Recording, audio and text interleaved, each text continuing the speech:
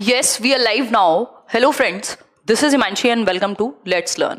तो डिस्कस करेंगे आज का सेशन में बेसिकली हम बात करेंगे साइको डायनामिक अप्रोच या फिर साइको एनालिटिकल अप्रोच, जिसको हम हिंदी में मनोविश्लेषणवाद का सिद्धांत कह देते हैं। सिगमंड फ्रॉइड बहुत ही फेमस मनोवैज्ञानिक कहेंगे इनको, बहुत आलोचना हुई इनकी, बट इनको इग्नोर कोई नहीं कर सकता। ये ऐसे व्यक्ति रहे हैं मनोविज्ञान के इतिहास में और एमिनेंट रोल प्ले किया है, ये कह सकते हैं। तो डिस्कशन करेंगे इनकी थियोरी पर। ये वैसे भी अगर आप किसी एग्जाम की नहीं भी तैयारी कर रहे तब भी इतनी इंटरेस्टिंग थियरी है लाइफ से रिलेटेड, आपको अपने ही बारे में बहुत कुछ बताती है कई बार, तो इसको समझेंगे इंटरेस्टिंग तरीके से। सभी को गुड इवनिंग, नमस्कार, राम राम, सत श्री अकाल, अस्सलाम वालेकुम, whatever you feel connected with. बड़ी थियरी है क्योंकि इसके सारे एस्पेक्ट हम डिस्कस कर लेंगे। फ्रॉइड्स या व्यक्ति हैं, इनका नाम है Sigmund Freud, doctor Sigmund Freud कह लीजिए आप इनको, सिगमंड फ्रॉइड्स। और स्पेशली रीट, यूपिटेट, इस थियरी से क्वेश्चन आए हुए हैं, रीट में भी, यूपिटेट में भी, इवन बिहार के भी किसी एग्जाम में, मतलब लगभग आप देखेंगे तो हर एक एग्जाम में एक्सेप्ट सीटेट पूछी जाती है। ठीक, सिगमंड फ्रॉइड्स साइको सेक्सुअल या psycho dynamic approach, psycho analytical approach या थियरी जो आप कहना चाहें, ये व्यक्ति की पर्सनैलिटी यानी व्यक्तित्व से जुड़ी हुई है, उसके व्यक्तित्व के विकास से जुड़ी हुई है, जिसके तीन पक्ष बहुत महत्वपूर्ण हैं। मन की उन्होंने अवस्थाएं बताई, अचेतन, अवचेतन और जो भी कहेंगे हिंदी में कॉन्शियस, सबकॉन्शियस और अनकॉन्शियस, चेतन, अवचेतन और अचेतन हिंदी में कह सकते हैं। ठीक, इसको साइको एनालिटिकल थियरी यानी मनोविश्लेषणवाद का सिद्धांत, इसके नाम है, अलग अलग नामों से पूछी जाती है।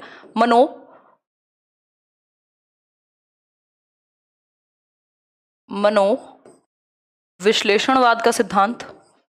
कल सेशन नहीं हुआ था इसलिए आज भी थियरी कर रहे हैं, मंडे को क्वेश्चंस करेंगे।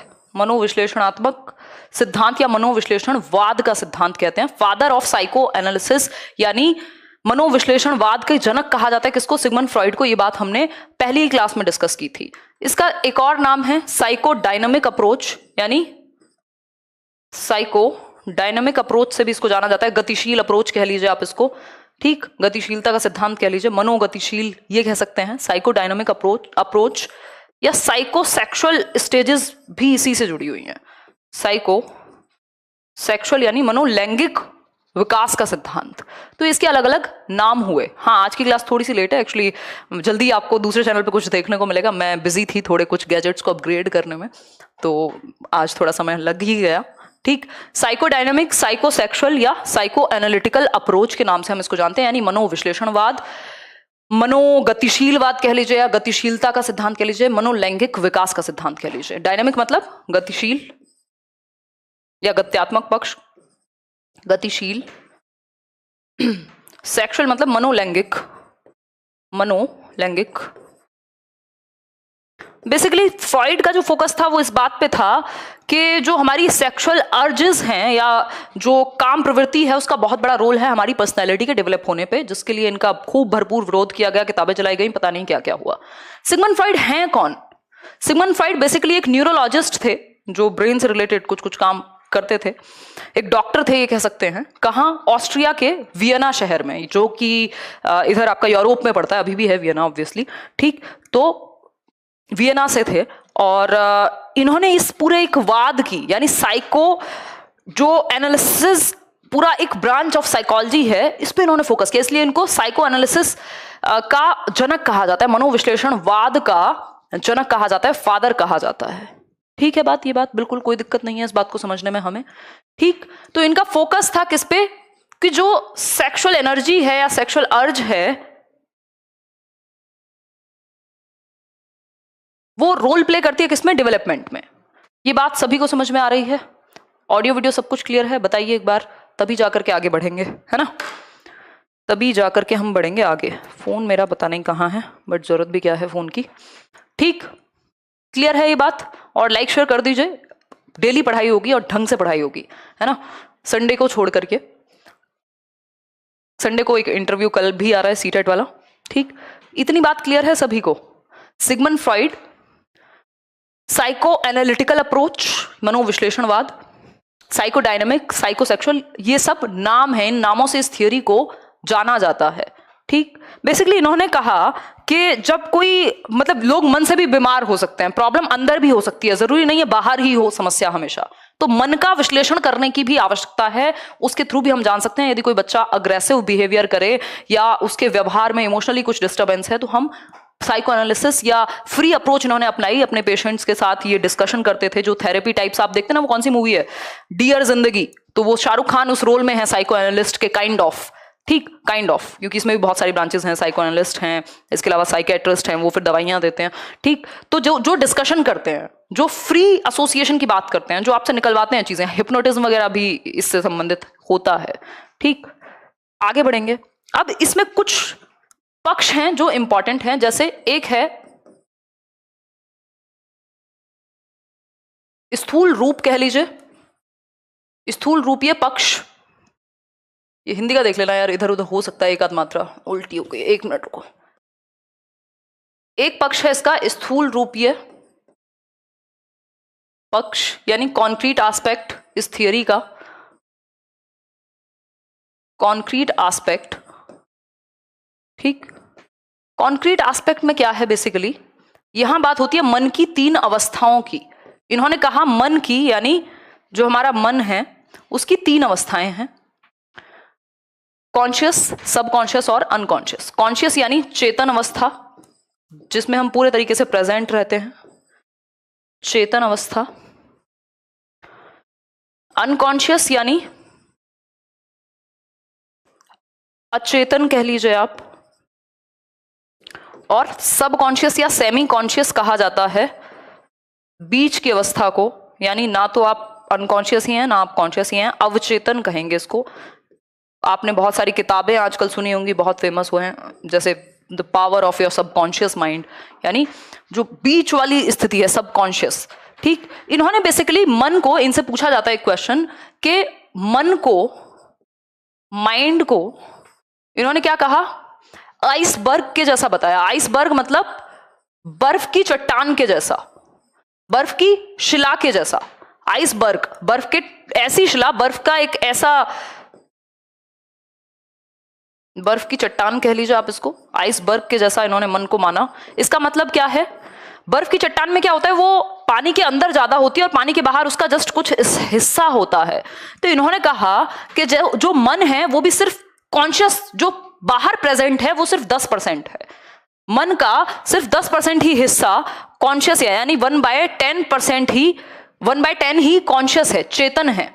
तो क्वेश्चन पूछा हुआ है आई थिंक बिहार में या रीट में ही, कि मन को आइसबर्ग से, यानी बर्फ की चट्टान से किसने कंपेयर किया, तो कह सकते हैं कि सिगमंड फ्रॉइड ने कंपेयर किया, ठीक। आइसबर्ग, आइसबर्ग मतलब जिसका सिर्फ एक हिस्सा ही पानी के बाहर है जो दुनिया को दिख रहा है, बाकी के जो 9/10 हिस्सा है वो पानी के अंदर है। तो जो हमारे व्यवहार में जो हम कॉन्शियसली व्यवहार कर रहे हैं वो सिर्फ 1/10 है, कॉन्शियसनेस सिर्फ 1/10 है, यानी 10% ही कॉन्शियस माइंड वर्क करेगा और बाकी जो सारी चीजें हैं वो अनकॉन्शियस में है, 90%। तो इन्होंने कहा अनकॉन्शियस बहुत इंपॉर्टेंट है, यानी अचेतन मन बहुत इंपॉर्टेंट है, बिल्कुल। तो क्या कहेंगे, ये बात हमने समझ ली, कोई दिक्कत नहीं है इस बात को समझने में। अब ये है क्या, कॉन्शियस माइंड क्या है, what is conscious mind, unconscious mind क्या है, ठीक, और सबकॉन्शियस माइंड क्या है, यानी ये जो मन की 3 अवस्थाएं हैं ये कैसे वर्क करती हैं, इनको समझेंगे। कॉन्शियस माइंड की यदि हम बात करें तो चेतन मन का मतलब है जो प्रेजेंट से संदर्भित है या जुड़ा हुआ है, यानी जो आपकी करंट सिचुएशन से, आपकी चेतना से जुड़ा हुआ है, जिसकी वजह से आप प्रेजेंट में चीजें हो रही हैं उनको अनुभव कर पा रहे हैं कहीं ना कहीं, ये आपके कॉन्शियस माइंड से है। ये मेरे हाथ में पेन है और मुझे यहां सी लिखना है, ये क्या है, कॉन्शियस माइंड का प्रयोग किया होगा मैंने, ठीक। तो कॉन्शियस माइंड का जो संबंध है वो सीधा सीधा प्रेजेंट से है। मुझे पता है मेरी 9:30 क्लास होती है, बट मैं आज लेट हूं तो मैं क्लास थोड़ी लेट लगाऊंगी, ये मेरा कॉन्शियस माइंड वर्क करेगा इसके लिए, ठीक है। तो ये प्रेजेंट सिनेरियो से संबंधित है, कॉन्शियस माइंड प्रेजेंट से रिलेटेड है। प्रेजेंट का मतलब यथार्थ कह लीजिए, या फिर इसको यथार्थ भी कहना शायद गलत होगा, प्रेजेंट को क्या कहेंगे, व्यवहारिक पक्ष कहेंगे, जो भी कहेंगे। प्रेजेंट का मतलब है अभी से, राइट नाउ वाली स्थिति है इसकी।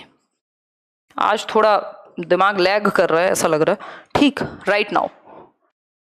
ये बात क्लियर है, कोई दिक्कत परेशानी दर्द समस्या कुछ हो तो बता दीजिए। अब आता है अनकॉन्शियस, जो 9/10 को हमारे व्यवहार को संचालित करने में, यानी हमारे बिहेवियर को कंट्रोल करने में, या हमारे बिहेवियर जो है वो इस अचेतन से ज्यादा कंट्रोल्ड है, ज्यादा प्रभावित है। हमारे बिहेवियर को कंट्रोल अनकॉन्शियस ज्यादा करता है, अचेतन ज्यादा करता है। 90% जो चीजें हैं वो इसी से जुड़ी हुई हैं, चाहे वो आपकी दमित इच्छाएं हों। दमित इच्छाएं मतलब अनफुलफिल्ड डिजायर्स, जिनको आपने दबा दिया अपने अनकॉन्शियस में, ऐसे पेनफुल एक्सपीरियंसेस जिनको आप याद नहीं रखना चाहते, ऐसे ब्रेकअप जिनको आप याद नहीं रखना चाहते, ऐसा फेलियर आपकी लाइफ का जिसको आप सोचना ही नहीं चाहते, कोई एक ऐसा मूवमेंट जिस पे आप ध्यान नहीं ले जाना चाहते, वो विंडो ओपन हो जाती है आपकी। ठीक, तो ये क्या है, अनकॉन्शियस में धकेल दिया जाता है इनको।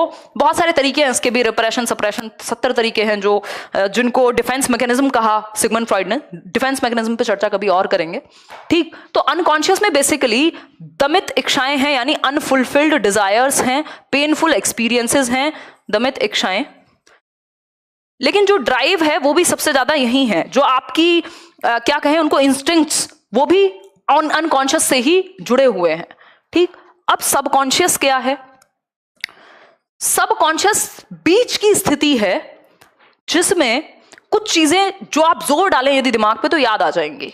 ठीक, अच्छा, सपने आपके अनकॉन्शियस तक पहुंचने का डायरेक्ट कोई तरीका नहीं है, बट सपने आपके जो आपको ड्रीम्स आते हैं, इनकी बुक का नाम भी है सिगमंड फ्रॉइड की इंटरप्रिटेशन ऑफ ड्रीम्स।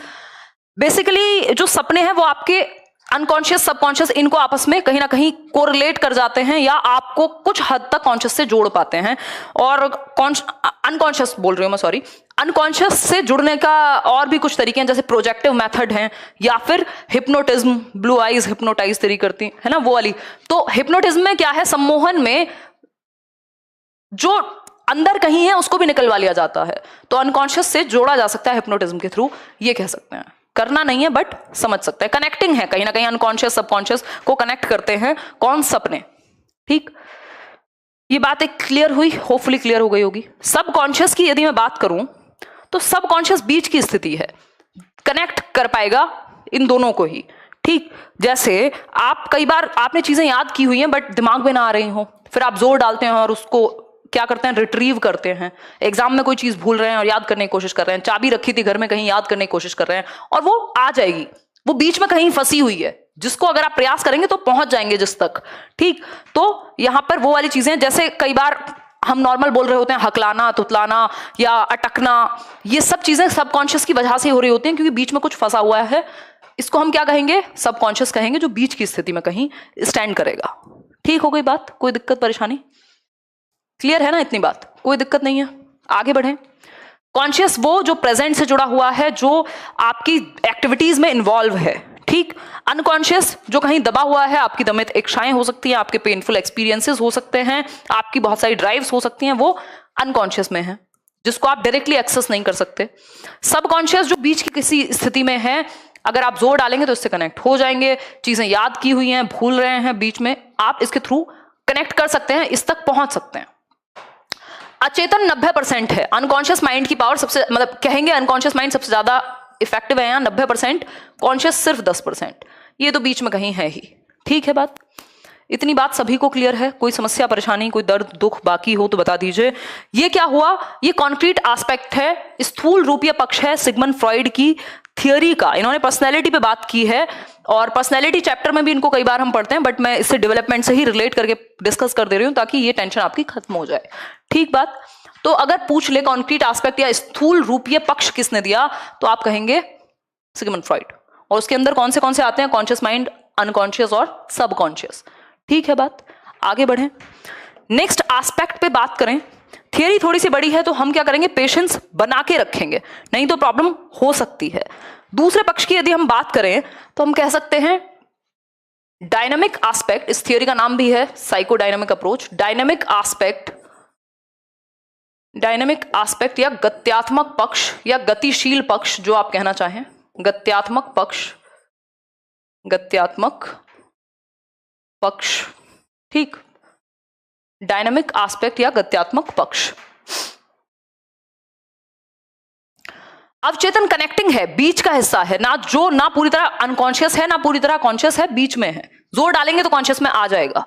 ठीक, डायनामिक एस्पेक्ट में बहुत इंपॉर्टेंट चीजें, 3 शब्द जो आपने कभी ना कभी सुने होंगे, नहीं सुने तो सुन लीजिए। इद, जिसको हिंदी में इद ही कहेंगे, इड कह देते हैं कई लोग। ईगो यानी अहम कहेंगे, इसको हम अहम कहेंगे। और सुपर ईगो यानी परा अहम। सुपर ईगो, देख पा रहे हो ना यहां तक? हाँ, परा अहम, वर्तमान में कॉन्शियस माइंड, परा अहम। ठीक है बात? ये बात क्लियर हुई या नहीं? कोई दिक्कत, परेशानी, दर्द, समस्या है कि नहीं है, बताइए। ठीक, इतनी रात को भी आप लोग जुड़ जाते हैं, बस यही चीज रुकने नहीं देती, यही चीज मोटिवेट करती है। स्क्रीनशॉट करने दीजिए, लीजिए, कर लीजिए। लिख मत लेना हाथों से, नोट्स बना लोगे तो दिक्कत हो जाएगी ना, कहीं उंगलियां घिस गई तो। उंगलियां तो फोन में यूज होनी चाहिए बस। चलो, ले लिया होगा अब तक तो। देखिए एक बार पॉज करके लेना, नहीं तो बाद में। इड, ईगो और super ego. Id, ego, super ego बहुत ही इंपॉर्टेंट एस्पेक्ट। आपकी पर्सनैलिटी के डायनामिक पक्ष तीनों आपस में संबंधित होते हैं, इंटर रिलेट करते हैं, एक दूसरे को प्रभावित करते हैं, ऐसा भी कुछ कुछ मान सकते हैं। अब ये गत्यात्मक पक्ष भी पूछा हुआ है क्वेश्चंस में कि गत्यात्मक पक्ष किसने दिया है? ओ गॉड, तो आप कहेंगे सिगमंड फ्रॉइड। क्या कहेंगे? Sigmund Freud.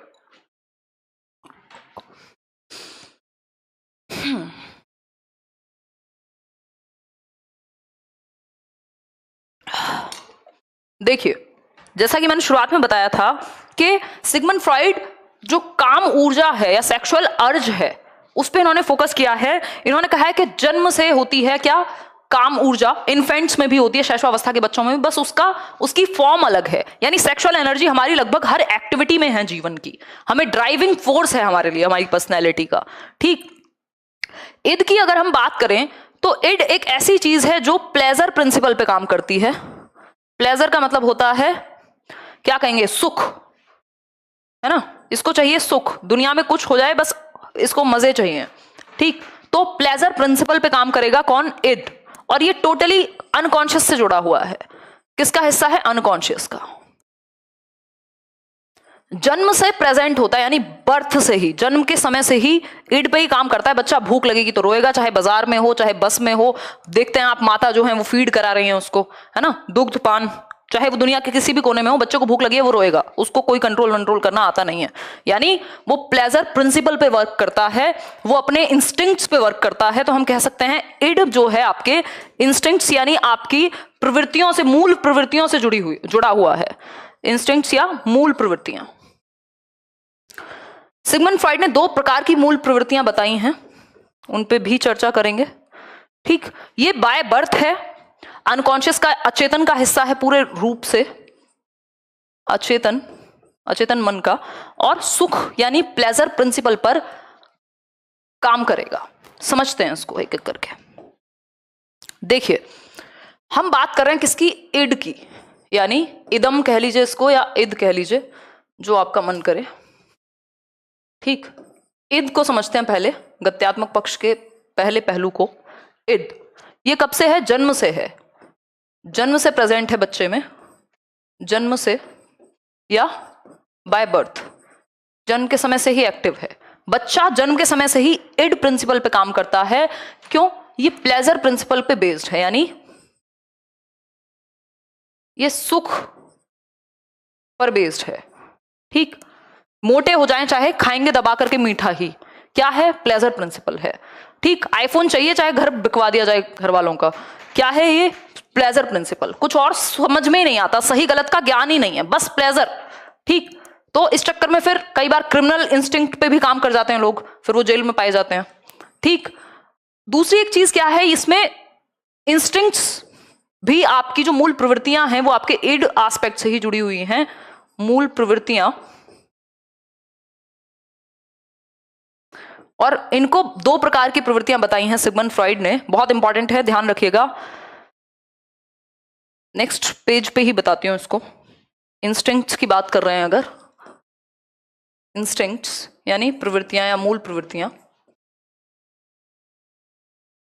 मूल प्रवृत्तियां। ठीक है बात? 2 प्रकार, आया हुआ क्वेश्चन है रीट में और यूपीटेट 2011 में भी आई थिंक पूछा हुआ है, या 2016 में, क्या पूछा है?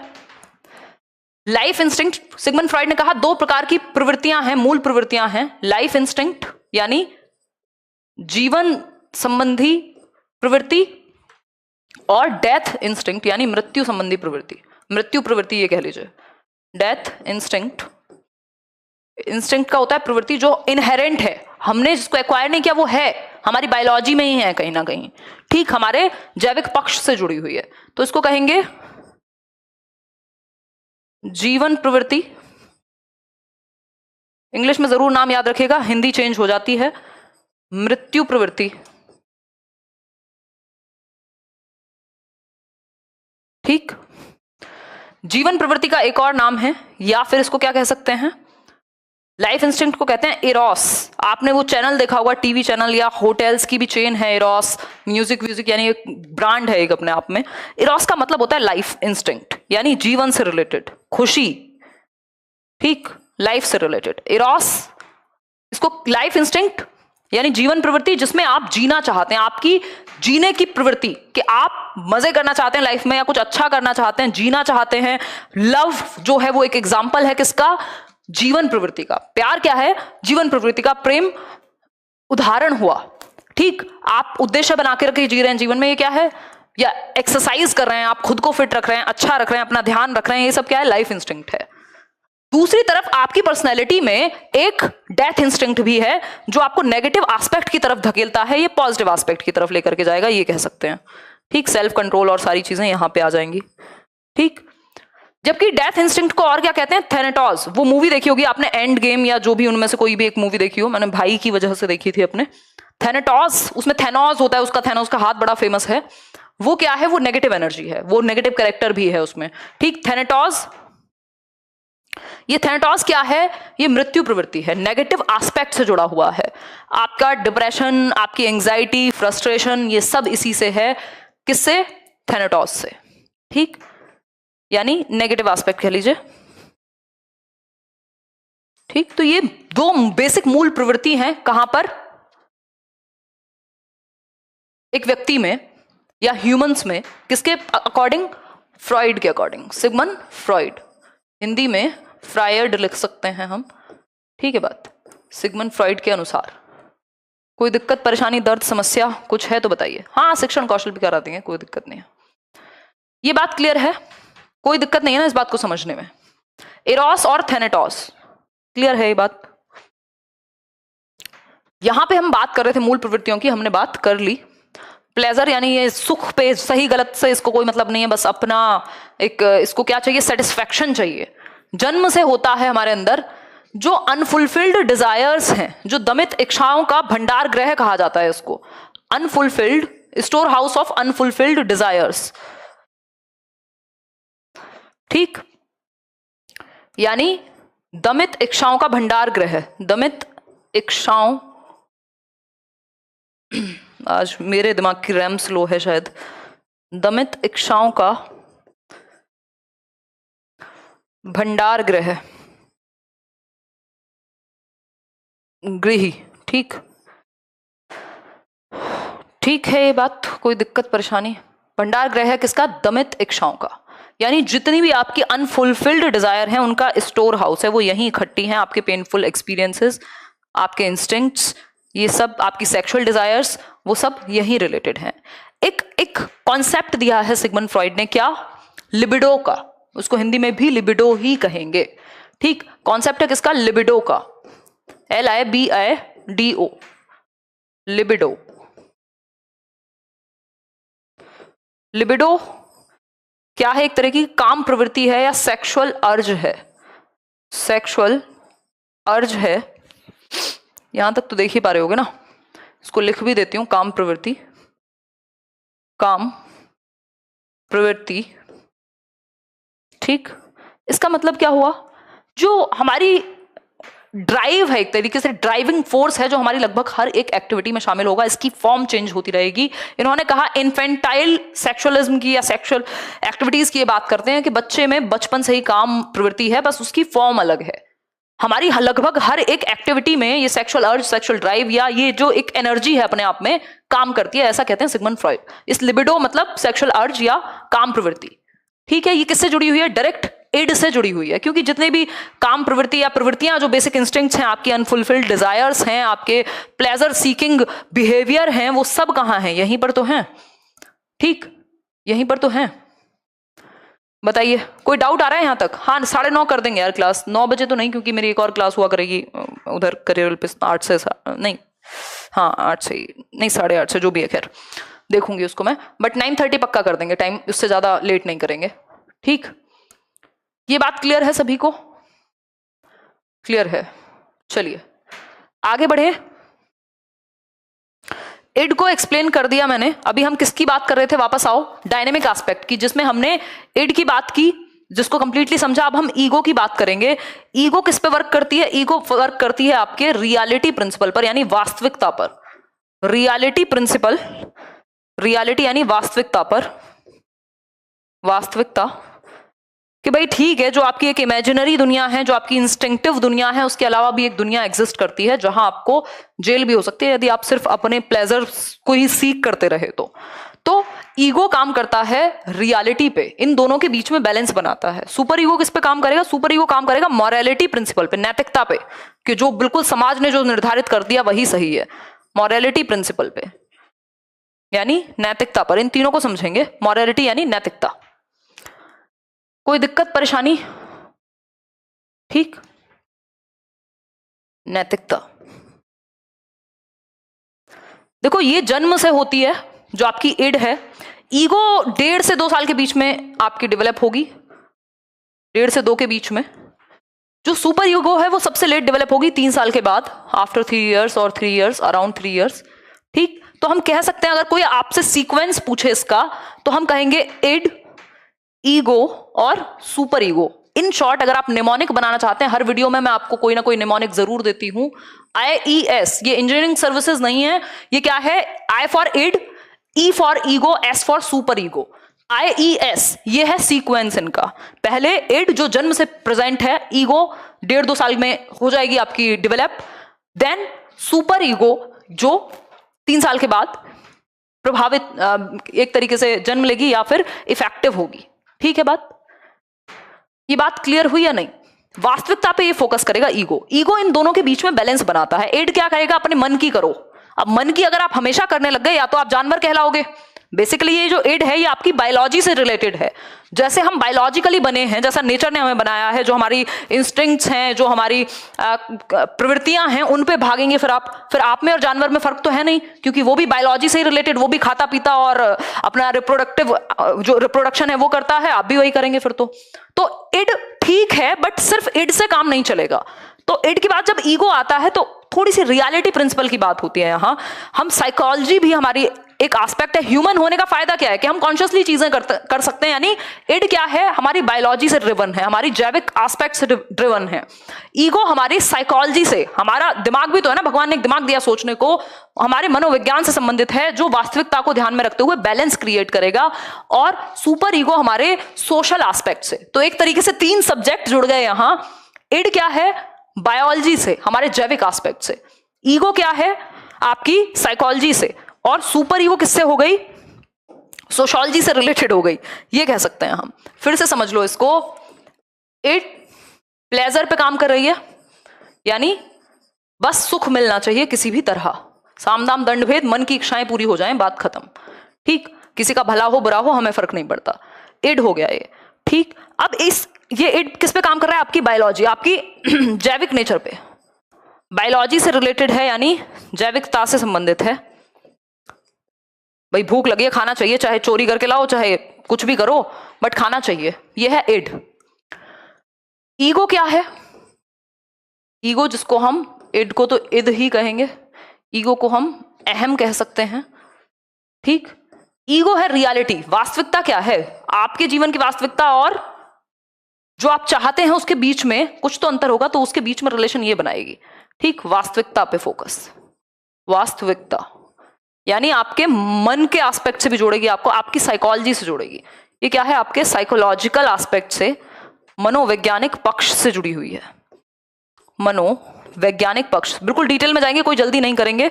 मनोवैज्ञानिक पक्ष से जुड़ी हुई है। ये बात समझने में कोई दिक्कत हो रही है क्या? नहीं हो रही। चलिए, फिर तीसरी चीज है सुपर ईगो, यानी परा अहम। परा अहम, ठीक। ये क्या है? आपके मॉरल प्रिंसिपल, जो नैतिकता समाज नहीं बनाई होगी। ये जो मॉरल प्रिंसिपल है, नैतिक सिद्धांतों पर जो समाज ने कह दिया वो सही और हमेशा के लिए सही, ये क्या है? आपके सोशल एस्पेक्ट से, आपके सोशल एस्पेक्ट यानी सामाजिक पक्ष से जुड़ी हुई है। ये कह सकते हैं या नहीं कह सकते? क्या समझे? आप भी खा पी लिया करो खाना मैम। जी रामनिवास, ध्यान देंगे यार, डाइट पे ध्यान देंगे। देखिए एक बार, बायोलॉजी यानी आपके प्लेजर प्रिंसिपल पे फोकस्ड है। जितनी भी दमित इच्छाएं हैं, जो भी मन की कहानी है, वो यहीं पे है। ईगो क्या है? आपकी रियलिटी। अब इड क्या कहेगा? मैं तो मन की करूंगा। सुपर ईगो कहेगा नहीं, बिल्कुल जो समाज ने कह दिया वही सही है। अब कई बार क्या होता है, अगर आप ज्यादा ही सुपर ईगो यानी बिल्कुल आइडियलिस्टिक होकर के सोचेंगे, जो कि परा अहम कहता है, आइडियलिज्म पे ज्यादा विश्वास है इसका, तो क्या होगा? हो सकता है आप पागल हो जाएं। दुनिया तो ऐसे नहीं चल रही। भाई मैं कहूं झूठ बोलना पाप है, लेकिन लोग तो नहीं मान रहे इस चीज को, लोग तो गलत कर रहे हैं। दुनिया में तो बहुत सारी चीजें ऐसी हैं जो फेयर नहीं है। तो फिर मुझे बैलेंस क्रिएट करना पड़ेगा ईगो के द्वारा, क्योंकि अगर इड की मानोगे तब भी फंसे और पूरी सुपर ईगो हो गई तब भी क्या होगा? दिक्कत हो सकती है। आपके दिमाग में बैलेंस ना हो, आपकी पर्सनैलिटी वेल एडजस्टेड ना हो पाए। इसलिए आपको क्या करना पड़ेगा? ईगो का इस्तेमाल करना पड़ेगा। ये कॉन्फ्लिक्ट को रिजॉल्व करती है। जो समस्याएं इन दोनों के बीच में उत्पन्न होती हैं, इड और सुपर ईगो के बीच में, उन कॉन्फ्लिक्ट्स को रिजॉल्व करने का काम किसका है? ईगो का है। ये एक पुलिसमैन की तरह काम करेगा कॉन्फ्लिक्ट्स को रिजॉल्व करने का। फॉर एग्जाम्पल, इनका अगर हम एग्जाम्पल लेना चाहें, मान लीजिए आप डाइट पे हैं, ये मैंने अपनी बुक में भी डाला हुआ है 2-3 साल पुरानी। बहुत बढ़िया सोनी पांडे, धन्यवाद। आप डाइट पे हैं, आपका वजन बढ़ा हुआ है और आपने कहा भाई मैं तो चॉकलेट नहीं खाऊंगी, मीठा खा ही नहीं सकती। इड ने कहा चॉकलेट तो खानी है चाहे कुछ हो जाए, हम तो चॉकलेट खा के रहेंगे।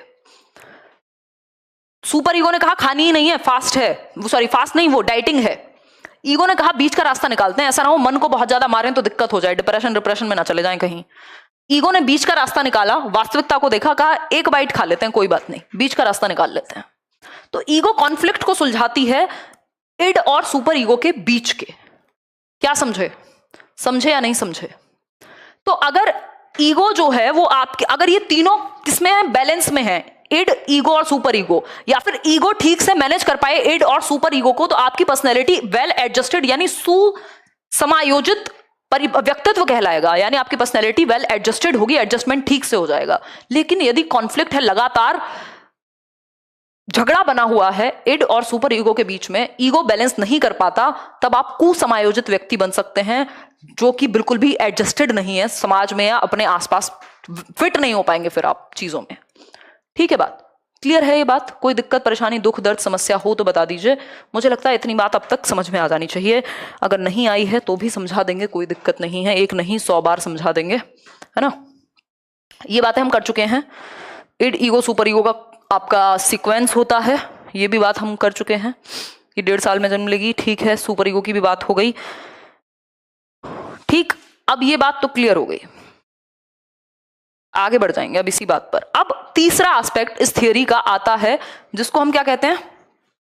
इसको हम कहते हैं साइकोसेक्सुअल डेवलपमेंट या पर्सनैलिटी स्ट्रक्चर से रिलेटेड साइकोसेक्सुअल डेवलपमेंट या साइकोसेक्सुअल स्टेजेस ऑफ डेवलपमेंट। यानी एक व्यक्ति की जो पर्सनैलिटी है वो मनोलैंगिक विकास के कुछ चरणों से होकर के गुजरेगी। मनोलैंगिक विकास के चरणों से होकर के गुजरेगी विकास। इसकी कितनी स्टेजेस दी हैं सिगमंड फ्रॉइड ने? इसकी टोटल स्टेजेस दी हैं 5, जिसका मैंने आपको बहुत ही अच्छा शॉर्ट वे बताया हुआ है, बहुत पहले बताया था, ऐसे ही कुछ भी बना दिया था, है ना। क्या है वो? OAP, यानी O फॉर ओ, बोलते ना हिंदी में ओ इधर आ, है ना, वैसे बड़ा अजीब सा है बट ठीक है। OAP, A for Amar, P for Pal, ठीक, ओ अमर पाल, LG TV लेके आइयो। ये हमने बनाया था बहुत पहले, पता नहीं है क्या दिमाग में आया था जो इतना वाहियात हमने निमोनिक बनाया, बट याद रह जाता है सबको। अब ये इतना फेमस हो गया है कि अब सबको यही याद रहता है, तो मैं नया बनाती नहीं हूं कुछ। OAP LG यानी ओ अमरपाल LG TV लेके आइयो। ये 5 स्टेजेस हैं सिगमंड फ्रॉइड के द्वारा मनोलैंगिक विकास की, जो उन्होंने दी है। ठीक, OAP LG। ठीक, ये आपको हर एक एग्जाम में काम आ जाएगा। पहली स्टेज है ओरल, जिसको मुखावस्था कहते हैं। अभी एक एक करके समझाऊंगी, पहले शॉर्ट फॉर्म समझ लीजिए। Oral, anal, phallic, then latency, L for latency और जी फॉर जेनाइटल स्टेज। ये 5 स्टेजेस हैं जो सिगमंड फ्रॉइड ने सिद्धांत के तहत दी हैं। बिल्कुल यार, एमपीटेट क्या लगभग हर एग्जाम में, टीचिंग एग्जाम में आपको मदद देगा ये, इसमें कोई दिक्कत नहीं है। और लाइक शेयर क्यों नहीं करते हो? 6300 लोग अभी भी रात को इतनी जगे हुए हैं, फिर भी लाइक शेयर नहीं कर रहे हो, क्या दिक्कत है? दुखी हो क्या? पढ़ाई से भागो मत। जो लोग सीरियसली इस बैच को, इस कोर्स को फॉलो कर पा रहे हैं, यहाँ यूट्यूब पर डेली नोट्स बना पा रहे हैं, एटलीस्ट उनको इस सब्जेक्ट में समस्या नहीं रहेगी। बस समय के साथ प्रैक्टिस करते जाइए, ठीक है? हिमांशु भंडारी, आगे बढ़े। देखिए एक बार पहली स्टेज की बात करते हैं। इसमें पहली स्टेज है oral stage. Oral stage, oral stage का मतलब है मुखावस्था। मुखावस्था, मुखावस्था का मतलब क्या है? ये होती है जन्म से 1 साल तक, 0 to 1 year ऑफ एज, ठीक। सिगमंड फ्रॉइड एक दो चीजों की और बात करते हैं, मैं आपको लगे हाथ बता ही देती हूं, ठीक है। जैसे नार्सिसिज्म की वो बात करते हैं। नार्सिसिज्म क्या है? मैं कई बार इसको बोलती भी रहती हूं, आपने देखा होगा, स्वप्रेम। स्वप्रेम, ठीक। तो आप देखते होंगे कई लोग अपनी ही तारीफों में पागल हुए रहते हैं, उनको लगता है मेरे से तो बेहतर दुनिया में इंसान ही नहीं बना। मतलब वो ठीक है, आउट ऑफ कॉन्फिडेंस कहना, बट बस अपनी ही ये स्पेशली बच्चों में भी होती है, और कई बार ये एक डिसऑर्डर भी बन जाता है अगर बड़ी उम्र तक यही रहे तो नार्सिसिज्म यानी इन्होंने कहा स्वप्रेम, मतलब खुद के ही प्यार में पागल, कि बस मेरे से तो बढ़िया है ही नहीं कोई, है ना मेरे से अच्छी राइटिंग है, ना मेरे से अच्छी दुनिया में कुछ है ही नहीं। सारे यूट्यूब पे सब जो भी लोग पढ़ाते हैं वो सब जीरो, और एक ही व्यक्ति जो बढ़िया, वो क्या है? नार्सिसिस्ट कहलाएगा ऐसा व्यक्ति जो अपने ही प्रेम में पागल है, ठीक। तो ये क्या है?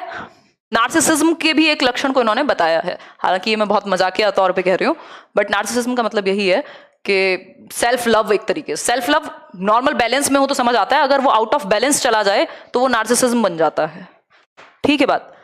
तो ऐसे कई लोगों की, ऐसे मेरे कई दोस्तों की जब चैटिंग वैटिंग हुआ करती थी या कुछ बात चले इधर उधर कुछ, तो कई लोगों का तो ऐसे बात इसलिए नहीं बन पाती थी क्योंकि उनको समझ में आ जाता था कि सामने वाला बहुत बड़ा नार्सिसिस्ट है, वो अपने ही तारीफों के पुल बांधता रहता है, तो ऐसे व्यक्ति के साथ कौन ही रहना चाहेगा, ठीक। खैर, ये बात हुई नार्सिसिज्म की। एक और चीज है फिक्सेशन। फिक्सेशन, अब फिक्सेशन को एग्जैक्टली हिंदी में क्या कहते हैं? फिक्सेशन को, मेरे पास फोन भी नहीं है, एक बार बताना, एक बार फिक्सेशन को क्या कहेंगे हिंदी में? पबजी खेल रहा है कोई? पढ़ लो, पढ़ आरती, पढ़ लो, कुछ नहीं रखा इन बातों में, है ना, आगे नहीं बोलूंगी।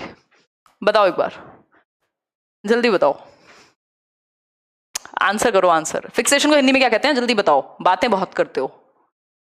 स्थायीकरण, एक और कोई वर्ड होता है, चलो स्थायीकरण मान लेते हैं, स्थायीकरण मान लेते हैं, स्थायीकरण। सिगमंड फ्रॉइड ये कहते हैं कि भाई आपको ना हर एक स्टेज पे कुछ अमाउंट ऑफ एनर्जी चाहिए जो लगेगी आपको नेक्स्ट स्टेज पे जाने के लिए या एक वेल डेवलप्ड पर्सनैलिटी बनने के लिए। लेकिन अगर वो एनर्जी जरूरत से ज्यादा लग जाए तब भी फिक्सेशन होगा, जरूरत से कम लग जाए तब भी फिक्सेशन, यानी नेगेटिव में रहे तब भी, और बहुत ज्यादा प्लस में हो जाए तब भी फिक्सेशन, यानी आप स्थिर हो जाएंगे उस एक स्टेज में, रुक करके रह जाएंगे, ठहर जाएंगे। जैसे कई लोग होते हैं ना, बचपन की ही बातें कर रहे हैं, उनका फिक्सेशन हो गया, बचपन पे ही अटके हुए हैं, जिंदगी निकल गई है पूरी और वो बचपन पे ही हैं अभी भी, ठीक। तो फिक्सेशन में क्या है? अगर किसी स्टेज में, जैसे ये स्टेजेस आएंगी अब एक एक करके। ओरल स्टेज का मतलब है मुखावस्था। इस स्टेज में बच्चा अंगूठा, जो वो थंब सकिंग होती है ना, अंगूठा पीना, या जो आपका दुग्ध पान जो करेंगे, वो बेसिकली फीडिंग है, वो मुंह के थ्रू ही हो रही है। तो यानी जो प्लेजर सीख करेगा, वो जो एनर्जी है पूरी, वो फिक्सेटेड होती है कहां? ओरल स्टेज में, मुंह पर, मुख पर, ठीक। कोई भी चीज तो वो मुंह में अपना चूज करके देखेगा, ये सकिंग और ये च्यूइंग, ये सारी चीजें ओरल स्टेज में होती है। लेकिन यहां अगर एनर्जी ज्यादा लग जाए या ये प्रॉपर तरीके से डेवलप ना हो पाए तो क्या हो सकता है? तो व्यक्ति आगे जाके हो सकता है स्मोकर बन जाए, हो सकता है और इस तरीके की जो नखून चबाना है ना, या फिर आपकी बहुत ज्यादा इस तरीके की पर्सनैलिटी यदि ओरली फिक्सेटेड हो गए आप, तो हो सकता है आप में अग्रेशन, चिड़चिड़ाहट, ये सारी चीजें भी पाई जा सकती हैं, ठीक। तो ओरल स्टेज में यदि फिक्सेशन हो गया यानी स्थायीकरण हो गया, यदि एनर्जी बहुत ज्यादा लगी या कम लगी तो फिक्सेशन हो जाएगा। फिक्सेशन का मतलब है ये स्टेज आपकी आगे भी प्रभावित ज्यादा रहेगी, ये स्टेज आप पे हावी ज्यादा रह सकती है जीवन में, नेक्स्ट स्टेज पे जाके भी आपकी मुखावस्था हावी रह सकती है आप पे। ठीक है बात, समझेंगे इसको। तो फिक्सेशन आप समझ गए होंगे, यदि किसी स्टेज पे एनर्जी ज्यादा या बहुत कम लगेगी, बैलेंस नहीं बन पाएगा, तो फिक्सेटेड हो जाएगा बच्चा किसी एक स्टेज पे। ठीक, आगे बढ़ते हैं। ओरल स्टेज है क्या? जन्म से 1 वर्ष का बच्चा प्लेजर सीख करेगा, यानी सुख कहां ढूंढेगा या एक्टिविटी कैसी ज्यादा करेगा जिसमें वो अपने माउथ का इस्तेमाल कर पाए, अपने मुख का इस्तेमाल कर पाए, चाहे वो फीडिंग हो, यानी अब इसमें सकिंग आ सकता है, बच्चे दूध पीते हैं मुंह से ही ऑब्वियसली, बॉटल को सक करके। ठीक, कोई भी चीज जो थम सकिंग भी हो सकती है, और कोई भी चीज उनको मिलती है, कोई खिलौना, इवन बच्चों को दांत निकलते तो उनको टॉयज ला के दिए जाते हैं जिसमें वो मुंह में डाल करके उसको थोड़ा सा सक करते रहें, इस तरीके की चीजें होती हैं। तो प्लेजर कहां सीख करेगा? माउथ से। ऑर्गन क्या है? माउथ। सेक्सुअल एनर्जी कहां है? माउथ में, या लिबिडो जिसको हम कह रहे हैं वो कहां है? माउथ वाले एस्पेक्ट पे। ठीक है बात, होपफुली ये बात आपको समझ में आ गई होगी पहली स्टेज की। आगे बढ़ेंगे, अब आएगी सेकेंड स्टेज। OAP तो आपको याद ही होगा, एनल स्टेज। एनल स्टेज को हम कहेंगे गुदा अवस्था, हिंदी में गुदा अवस्था। इसका जो टाइम पीरियड है दैट इज 1 से 3 साल, 1 to 3 years ऑफ एज। 1.5 से 3 साल भी कई बुक्स में आपको देखने को मिल सकता है। ठीक, देखिए एक बार एनल स्टेज। एनल स्टेज में जो बच्चे का फोकस है वो ब्लैडर रिलेटेड एक्टिविटीज पे है, यानी जैसे टॉयलेट कंट्रोल करके उसको खुशी मिलेगी। ठीक, टॉयलेट कंट्रोल या टॉयलेट ट्रेनिंग भी इसी स्टेज में होती है ना, या ब्लैडर रिलेटेड जितनी भी एक्टिविटीज हैं, सूसू पॉटी, इन सब में उसको मजा आता है। मतलब एनर्जी जो है या प्लेजर जो है वो गुदावस्था से सीख करेगा, ये एक बेसिक बात है। ठीक, अलग अलग अंगों में कहीं ना कहीं कह सकते हैं अलग अलग स्टेज में एनर्जी है, या ज्यादा प्रभावित है कोई ना कोई स्टेज किसी ना किसी एक अंग से या किसी ना किसी एक एस्पेक्ट से, तो ये गुदावस्था यानी एनल स्टेज से ज्यादा प्रभावित है। ये बात सही हो गई, समझ आ गई? कोई दिक्कत परेशानी दर्द समस्या हो तो बता दीजिए। आगे बढ़ते हैं, सेकेंड स्टेज कर लिया हमने। अब थर्ड स्टेज जो कि बहुत बहुत बहुत इंपॉर्टेंट है, फैलिक स्टेज। फैलिक स्टेज 3 से 6 वर्ष का काल है, 3 से 6 वर्ष फैलिक स्टेज। यही वो स्टेज है जहां लिबिडो और जहां आपके 2 चीजें डेवलप होती हैं, 2 कॉम्प्लेक्सेस आते हैं, ओडिपस एंड इलेक्ट्रा कॉम्प्लेक्स, यही डेवलप होते हैं, और आपका जो सुपर ईगो है वो भी इसी स्टेज में डेवलप होता है। क्लियर है ये बात? पानी पी लिया जाए इसी बात पे। फैलिक स्टेज बहुत बहुत बहुत महत्वपूर्ण है, मतलब बहुत ज्यादा इंपॉर्टेंट कहेंगे इसको।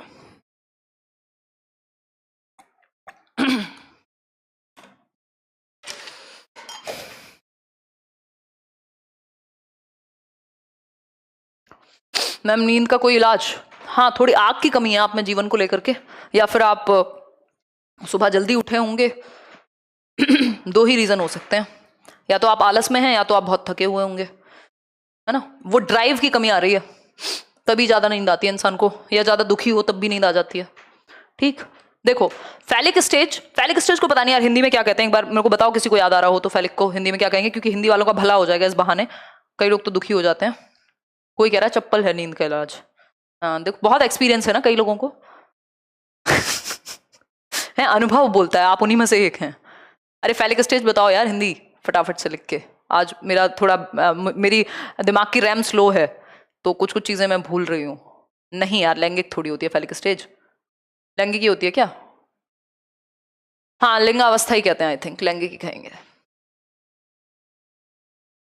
लैंगिक अवस्था मान लेते हैं, इसको रीचेक भी कर लेना, कुछ लोग मस्तीखोर हैं, उनका भरोसा नहीं कर सकते।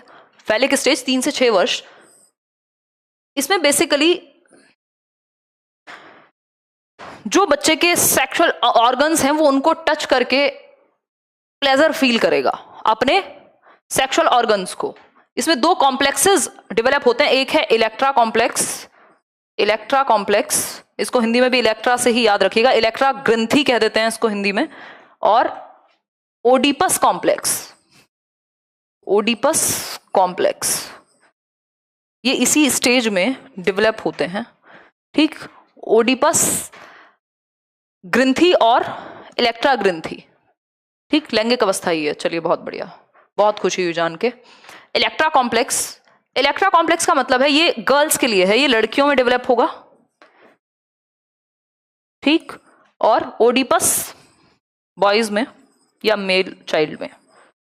ठीक है, बात है क्या ये दोनों कॉम्प्लेक्सेस हैं क्या? बेसिकली सिगमंड फ्रॉइड कहते हैं कि जो इस अवस्था में 3 से 6 वर्ष में, जिसको अर्ली चाइल्डहुड के नाम से भी हम लोग जानते हैं, कि जो लड़कियां हैं उनमें अपने पिता के प्रति प्रेम और माता के प्रति घृणा या जेलसी आ सकती है, या जो ऑपोजिट सेक्स के प्रति अट्रैक्शन है वो एक तरह से इसी स्टेज में स्टार्ट हो रहा है, ऐसा सिगमंड फ्रॉइड कह रहे हैं। इनकी बहुत आलोचना भी हुई है इन बातों पे, but that's how he works.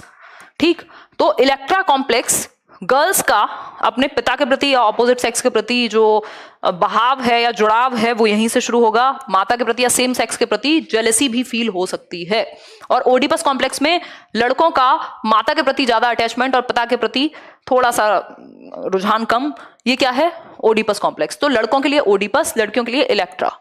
ये बात समझ आई हो तो बताओ। ठीक, ओडिपस वैसे बेसिकली ग्रीक का एक राजा था, राजकुमार था, जिसने अपने पिता की हत्या कर दी थी, माँ से शादी कर ली थी बाय चांस, इस तरीके की चीजें हुई थी। इलेक्ट्रा भी ऐसे ही कुछ थी। ठीक, तो ओडिपस और इलेक्ट्रा से याद रखते हैं, Electra for girls, Oedipus for boys. ठीक, बॉयज का माता के प्रति, गर्ल्स का पिता के प्रति जो रुझान है वो ओडिपस और इलेक्ट्रा के नाम से जाना जाएगा। अब आते हैं 4th स्टेज पर, जिसको हम कहते हैं लेटेंसी स्टेज। लेटेंसी स्टेज 6 से 12 वर्ष,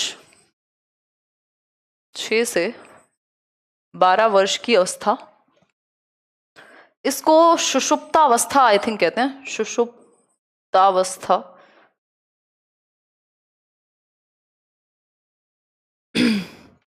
वॉट एवर इट इज, अगर इसमें कुछ गड़बड़ हो यार हिंदी में तो लिख लेना, इसको ठीक कर लेना। कुछ दिन में मैं थोड़ा सा ध्यान ज्यादा दूंगी हिंदी पे, तो सारी चीजें सही चलने लगेंगी। अभी सारा खेल आदत का है ना, सारा खेल आदत का है, तो आदत है नहीं आजकल, थोड़ी कम हो गई है, यही एक बात है। गला भी गया आज तो। सुषुप्ता अवस्था लिख के दिखाओ। सुषुप्ता मान लेती हूँ, चलो लो मान लिया हमने। भूल गई फिर से, मुझे तो नहीं लगता यार ऐसे लिखते हैं ये, चलो मान लेती हूँ, कोई बात नहीं।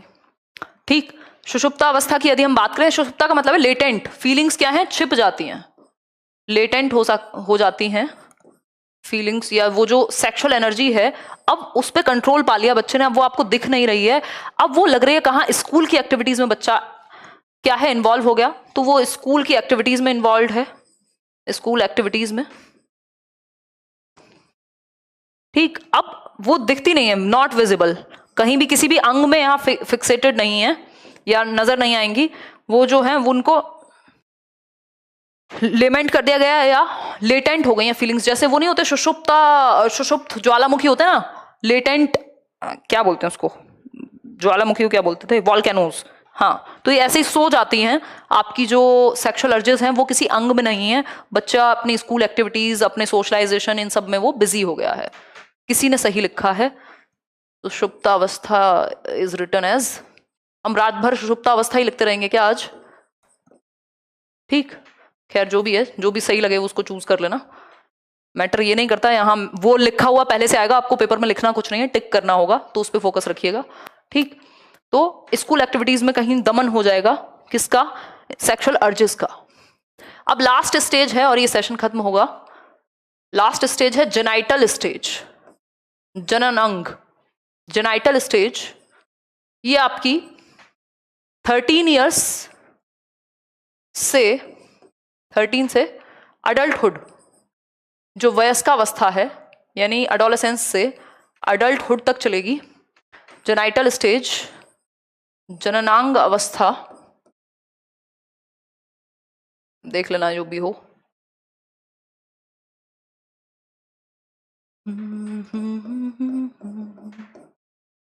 देख लो एक बार, ठीक। और इसमें क्या है, बेसिकली ऑपोजिट सेक्स के प्रति रुझान है, और लोग सेक्सुअल एक्टिविटीज भी करते हैं, शादियां भी करते हैं, सारी चीजें हैं।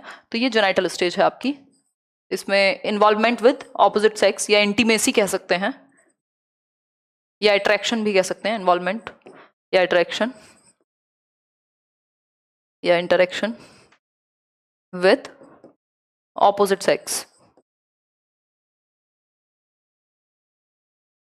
ठीक है, बात खत्म हुई कहानी। कोई दिक्कत परेशानी? ठीक है ना, आज काफी थकान हो गई है। चलिए फिर, इतनी सी बात है, ठीक। नहीं, फैलिक स्टेज को सुषुप्तावस्था कैसे कह दोगे? कौन सी किताब पढ़ रहे हो आजकल? गाना गाऊं क्या, जो आजकल बहुत ही फेमस हो गया है, सारे दोस्त मजाक उड़ाते हैं, जैसा ही कोई कुछ गलत बोल दे तो वो तितलियां गाना है उसकी लाइन मारते रहते हैं सबके सब, ठीक। तो मैं कह नहीं सकती हूँ, शब्दों में बंधी हुई हूँ, है ना, नहीं तो मैं मजाक उड़ाने में कम नहीं हूँ, ठीक। खैर, ये सब तो बात होती रही। अब सेशन आपको पसंद आया हो तो एक तो सबसे पहले इसको रिवाइज कीजिएगा, थियोरी थोड़ी सी टिपिकल है कहीं कहीं कई जगह, रिवाइज कीजिएगा इसको। उसके बाद समझ में आ जाए तो लाइक शेयर करके जरूर जाइएगा, और अगर सब्सक्राइब ना किया हो तो वो भी कर लीजिएगा, ठीक। और नोट्स बना के रिवीजन जरूर करते रहिएगा, रिवीजन कीजिएगा और नोट्स बना लीजिएगा। और फिर क्वेश्चंस किसी दिन मैं प्रैक्टिस कराऊंगी, आई थिंक मंडे को अब आपकी क्लास होगी, कल संडे वार्ता तो है ही शाम को, और दिन में एक इंटरव्यू भी डल जाएगा। वो जो सीटेड टॉपर 141 आए थे जिनके 143 वाले जो हैं अनुराग, उनका डाल ही दिया है। तो संडे को यार इतनी छुट्टी तो बनती ही है, कर लेंगे सिलेबस, कोई दिक्कत नहीं है। नोट्स बनाइए और क्वेश्चंस मंडे, इस बात में सोच रही हूँ मंडे ट्यूसडे वेडनेसडे क्वेश्चंस करा दूं, कराऊंगी क्वेश्चंस भी, टेंशन मत लो। इवन लास्ट में तो भर भर के क्वेश्चंस कराऊंगी। इस टॉपिक से रिलेटेड क्वेश्चंस कर लीजिएगा, प्रीवियस ईयर निकाल करके, बहुत इंपॉर्टेंट टॉपिक है, आपको कई सारे क्वेश्चन आज के ही सेशन से मिल जाएंगे, ठीक है बात। चलिए, धन्यवाद। बुक तो आई हुई है हिंदी मीडियम में, 4000 क्वेश्चन की प्रैक्टिस की, कॉन्टेंट वाली बुक जल्दी आएगी और इंग्लिश मीडियम भी जल्दी आएगी, ठीक। कौन सा गाना? अरे वही लो मान लिया हमने, क्यों बता, सारे गाने बता दे मतलब आपको, हैं हमारी कोई लाइफ नहीं है, कोई फीलिंग्स नहीं है, ठीक। खैर, ये मैं मजाक कर रही हूँ, सीरियस मत ले लेना। डेली क्लास आपकी 9:30 चलेगी, आज लेट हो गया था, ठीक। कल संडे वार्ता में आप लोगों से इंटरेक्शन करेंगे। बाय बाय, टड़ा, ध्यान रखो अपना। थैंक यू सो मच जुड़ने के लिए। डेली आओ, पढ़ाई करो, है ना, और नेगेटिविटी से दूर रहो, अपने ऊपर फोकस करो, लाइफ में कहाँ जा रहे हो उस पर फोकस करो। किसी को फर्क नहीं पड़ता कौन किसको क्या बोल रहा है, आपकी लाइफ आप ही से चलने वाली है। तो फालतू की जो हेट है इंटरनेट पे, उससे बचिए और अपनी लाइफ पे फोकस कीजिए। Thank you so much, good night.